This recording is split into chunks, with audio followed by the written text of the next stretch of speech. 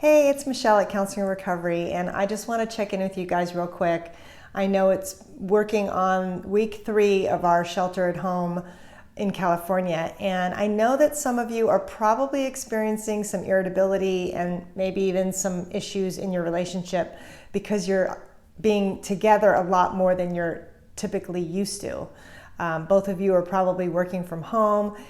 And if you're in small contained quarters, it is going to get more irritable and more annoying at times, especially if you're not managing your stress. So I'm going to help you navigate through that with a few suggestions. So first is, the good news is everybody seems like they're really getting more sleep and they're taking walks. So they're physically handling their stress really, really well right now because we have more time.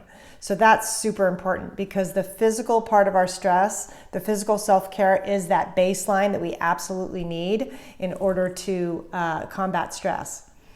Now, the second level of that is emotions. How are you handling all the emotions?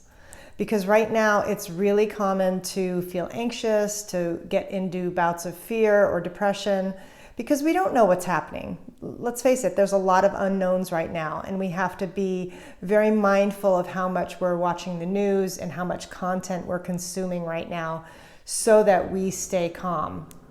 Because nobody knows what's happening. I mean, I've read some things and I realize, you know what? I have to really minimize that because yes, there are predictions right now, but we don't need to glob onto that because nobody knows for sure how we're gonna be in a month from now. So staying in the moment is going to be really, really important. But what I want you to do is I want you to start looking at your emotional self-care because that's going to help you not take it out on your relationship. Because, and I'm going to give you a few personal examples.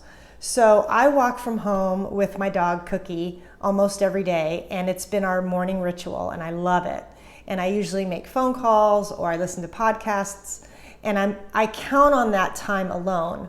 So in the first week, my husband said, well, can I walk with you? And I said, sure, that'd be great. And after about a week, I started getting irritable and I started feeling kind of resentful, like, oh, I don't really want to be doing this walk together because I miss my me time. So I said to him, hey, do you mind if we do our nighttime walk, but the morning walk be just me and Cookie? And he was totally fine with it. But what was really important with that is that I had to speak up because I noticed I was starting to get irritable. And I was kind of bordering on being irritable with him because I wasn't taking care of myself. So boundaries are still really, really important right now. The other thing I'm going to tell you is what you're telling yourself about what's happening, about your relationship, about your significant other or your kids right now is going to have a huge impact on your irritability.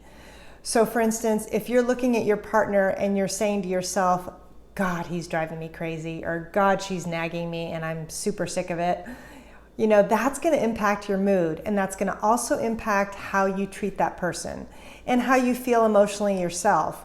So what I really want you to do is check your self-talk because this is going to be super, super important as we head into the next few weeks because I'm not attached to a date when this is going to end because I know that that's going to keep me sane. If I'm super attached to April 7th or April 9th, I'm going to get frustrated. So for me, I'm just living in today. And part of that is checking my attitude and checking when my irritability comes up. And it does. It's absolutely coming up when me and my husband are spending more time together. But what I'm doing is I'm shifting that focus to what he's doing or not doing, right? Depending on what it is, to what do I need to do to control myself? Because that's our point of power, is what can we do to calm ourselves, to say, hey, this person's doing the best they can, or you know what, right now maybe I need to leave the room, or I need to read a book, or call a friend, or find a funny meme on Facebook. Do something to keep my attitude in check because that's how we're going to get through this. There's a lot of good stuff happening right now. People are being incredibly generous and helping each other out. And, I want to look at those news stories as well, not just updates on the coronavirus, even though I do think it's important for us to stay abreast of what's happening.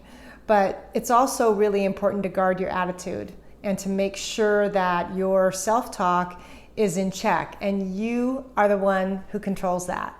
So whether it's with your kids or somebody else that you're living with right now that you find challenging, just take care of your stress emotionally. There's a ton of ways to do that. I have a tapping video that I did specifically on what's happening right now in the world and how you can tap. But other people are practicing yoga, they're writing in a journal, they're doing lots of self-care so that they can stay calm, because that's the most important thing, because we don't know the gifts that are going to come out of this, but I guarantee there's going to be some. And that's what I want to focus on, not just the scary stuff, because the scary stuff is still going to be there. But I can do my part by staying safe, staying home, and doing what I can to influence the world in a positive way. And I know that a lot of you are doing the same thing. So peace out. I hope you guys are staying safe. Bye.